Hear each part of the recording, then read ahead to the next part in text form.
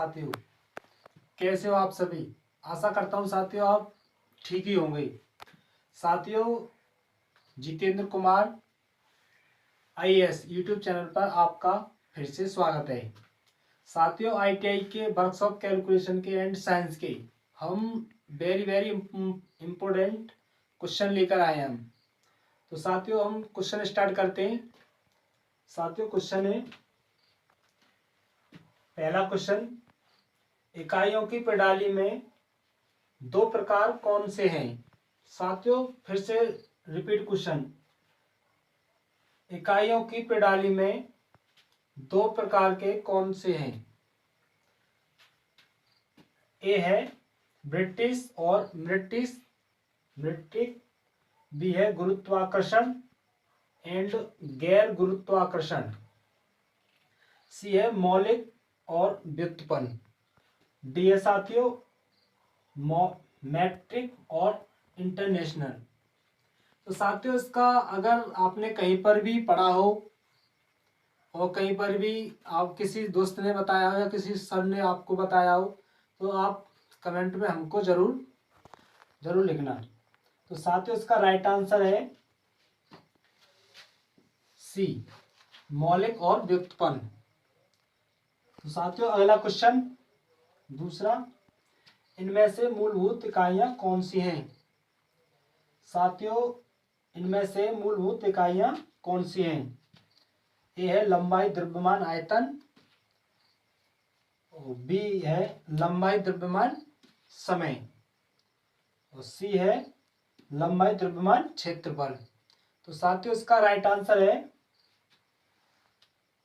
B, लंबाई द्रव्यमान आयतन। तो साथियों, चलते हैं अगले क्वेश्चन की तरफ। साथियों, अगला क्वेश्चन की तरफ चलते हैं। तो अगला क्वेश्चन है साथियों, एमकेएस प्रणाली में एम अक्षर क्या दर्शाता है। तो साथियों, फिर से ही क्वेश्चन रिपीट, एमकेएस प्रणाली में एम अक्षर क्या दर्शाता है। साथियों, ये एम अक्षर, इसकी बात आई है, एम अक्षर क्या दर्शाता है। तो साथियों, ए है मील, बी है मीटर, सी है मिलीमीटर, डी है माइक्रोमीटर। तो साथियों, इसका राइट आंसर है मीटर। एम के प्रणाली में एम अक्षर मीटर दर्शाता है। साथियों, अगला क्वेश्चन 4, 1 इंच में कितने मिलीमीटर होते हैं। साथियों, 1 इंच में कितने मिलीमीटर होते हैं। ए है 2.54 mm, बी 25.4 mm, सी 24.5 mm, डी 2.45 mm। तो साथियों, इसका राइट आंसर है बी, 25.4 mm। साथियों, अगला क्वेश्चन 5वां, 12 18 6 36 का एलसीएम कितना होगा। साथियों, फिर से रिपीट क्वेश्चन, 12 18 6 36 का एलसीएम कितना होगा। तो साथियों, अगर कोई भी संख्या लिख रही हो, जैसे कि 20 12 36 42 48, अगर साथियों ये भी संख्या लिख रही हो कहीं पे भी तो इसका एलसीएम क्या होगा। साथियों, अगर कहीं पे भी अगर संख्या ऐसी भी कहीं पे आ जाए तो सबसे बड़ी संख्या को आप ले लो। कौन सी सबसे बड़ी संख्या, 46। तो इसका ये एलसीएम हो गया। तो साथियों, इसका 12 18 6 36 का एलसीएम कितना है। इसका राइट आंसर है सी, 36। तो साथियों, चलते हैं अगले क्वेश्चन की तरफ। हाँ, तो साथियों आगे चलते हैं अगले क्वेश्चन की तरफ। तो क्वेश्चन नंबर 6, साथियों 18 42 24 का HCF क्या है। साथियों, HCF का मतलब होता है हाई कॉमन फैक्टर। HCF का मतलब होता है हाई कॉमन फैक्टर। तो साथियों, ए 8 2, बी 6, सी 18, डी 24। तो साथियों इसका राइट आंसर बी, इसका राइट आंसर है बी 6। तो साथियों इसका राइट आंसर बी है। तो ये कैसे है?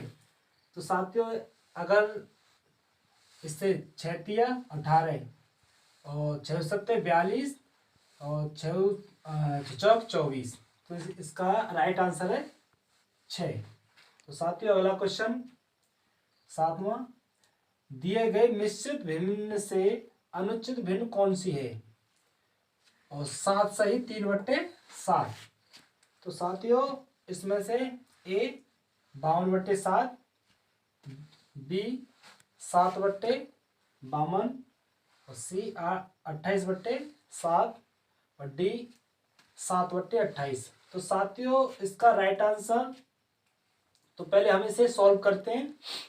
तो 7 सही 3/7, तो इसका ये है 7 में 7 का मल्टीप्लाई, तो 7 7 49 और जो 3 ऊपर है +3, तो 49 और 3 52 और ये 7, तो साथियों इसको 52/7। तो साथियों इसका राइट आंसर मिला है। और आप इसमें अगर राइट आंसर मिलाकर आप कमेंट में जरूर लिखें, क्योंकि मैं नहीं बताऊंगा आपको आंसर इसका, आप ही बताओगे। ठीक है साथियों। अगला क्वेश्चन 8, 0.00659 दशमलव भिन्न को साधारण भिन्न में बदलना है। तो साथियों बदलो, कैसे बदलेंगे आप? तो साथियों देखो पहले हम इसे सॉल्व करते हैं। इसको भी ये क्या लिख रहा है 0.0000659। साथियों अगर हम इस पॉइंट को हटाएंगे तो नीचे कितने 1 2 3 4 5 6, तो नीचे ये फ्री में आ जाएगा और 6 जीरो आ जाएंगी, ये 6 जीरो आ जाएंगी। तो साथियों उसका आंसर ये आता है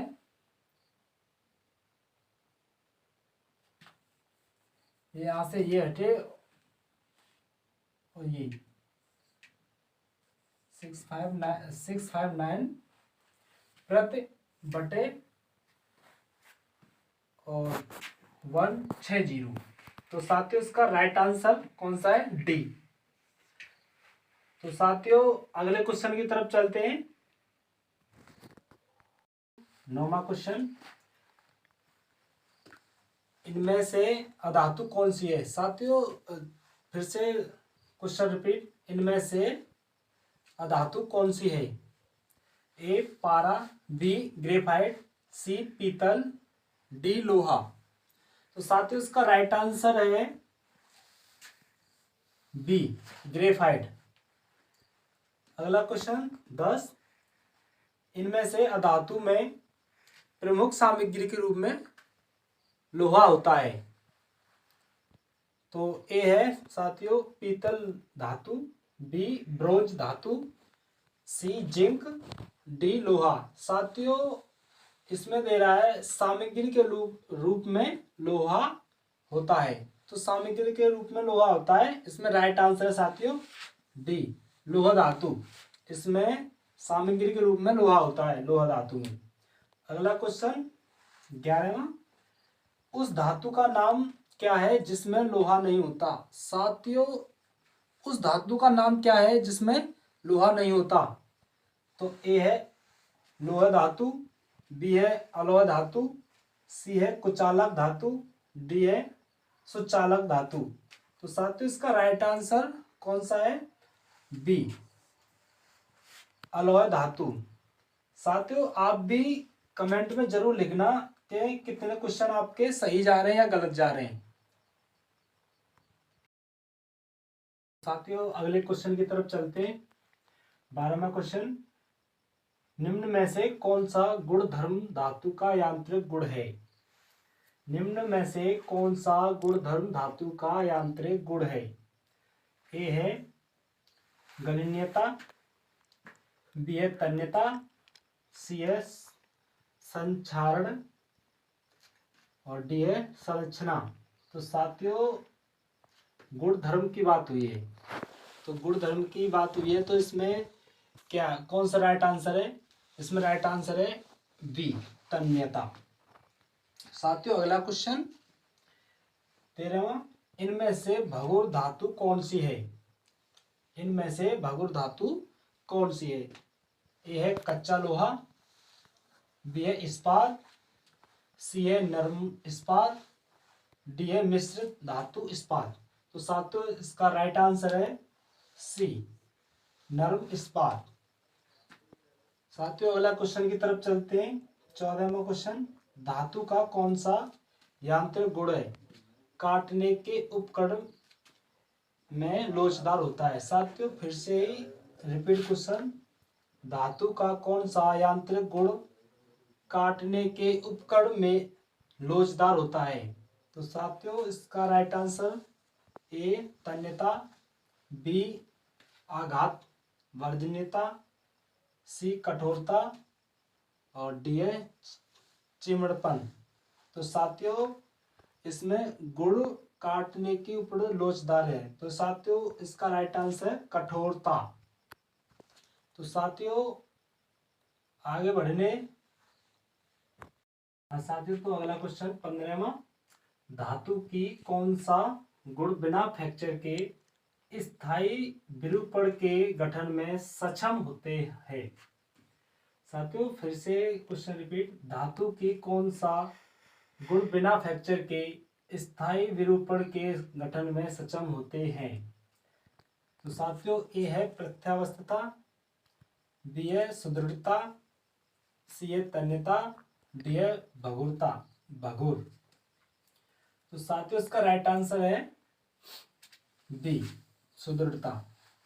तो साथियों अगला क्वेश्चन 16वां, धातु का कौन सा गुण बल लगाने पर विरूपित तथा बल हटाने पर वापस अपने पूर्व अवस्था में की समझता रखता है? यानी कि साथियों जैसे कि हम किसी, जैसे कि ये अगर हम इस चौक से इस पर अगर हम बल लगाएंगे फिर हम अपना बल हटाएंगे तो ये अपनी जगह पे ही आए वापस। तो इसमें यही वो चीज पूछ रहा है कि अगर हम इस पर यूं बल लगाएंगे, यूं कर अगर हमने बल हटाया, इसके बाद अगर ये अपनी जगह पर आ गई, तो उसी में यही चीज पूछ रहा है, धातु का कौन सा गुण बल लगाने पर बल लगा रहा है ना, बल लगाने पर विरूपित तथा बल हटाने पर वापस अपने पूर्व अवस्था में, यानी कि हमने बल लगाया तो पूर्व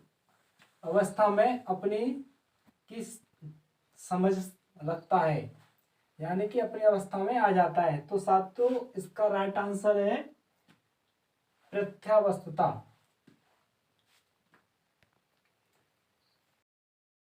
हाँ साथियों तो अगला क्वेश्चन है 17वां। तो साथियों क्वेश्चन, इनमें से धातु का कौन सा गुण जिसमें धातु को गर्म करने पर पिघल जाती है? साथियों इसमें क्या है, हमारी जैसे कि कोई जॉब है, अगर हम इसको गर्म करेंगे तो अगर ये पिघल जाएगी, तो इसमें क्या आंसर आएगा? तो इसका सर राइट आंसर बताइए। तो ए है चालकता, बी है आघात वर्धनीयता, और सी है गलनीयता और डी है दृढ़ता। तो साथियों इसका राइट आंसर कौन सा है? तो इसका राइट आंसर है ए चालकता। तो साथियों अगला क्वेश्चन है 18वां, इनमें से किस मिश्र धातु को उपयोग किया जाता है? यानी कि इनमें से किस मिश्र धातु का उपयोग वैद्युत बल्ब के फिलामेंट में किया जाता है? साथियों जो वैद्युत बल्ब जो होते हैं ना, और फिलामेंट क्या चीज होती है उसमें, जो उसमें स्प्रिंग सी होती है ना, तार में जो स्प्रिंग होती है उसे फिलामेंट बोलते हैं। तो इसका राइट आंसर कौन सा है? ए है कोबाल्ट, बी है वेनेडियम, सी है टंगस्टन और डी है सिलिकॉन। तो साथियों इसका राइट आंसर है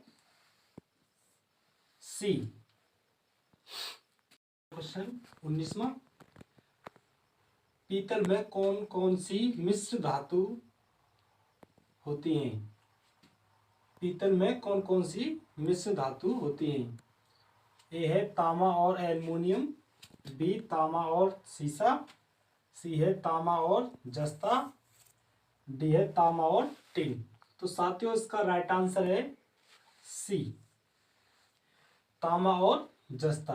तो साथियों अगला क्वेश्चन 20वां, इनमें से कौन सी ढलवां लोहे की बेंडिंग नहीं की जा सकती? साथियों दोबारा से रिपीट क्वेश्चन, इनमें से कौन से ढलवां लोहे की बेंडिंग नहीं की जा सकती?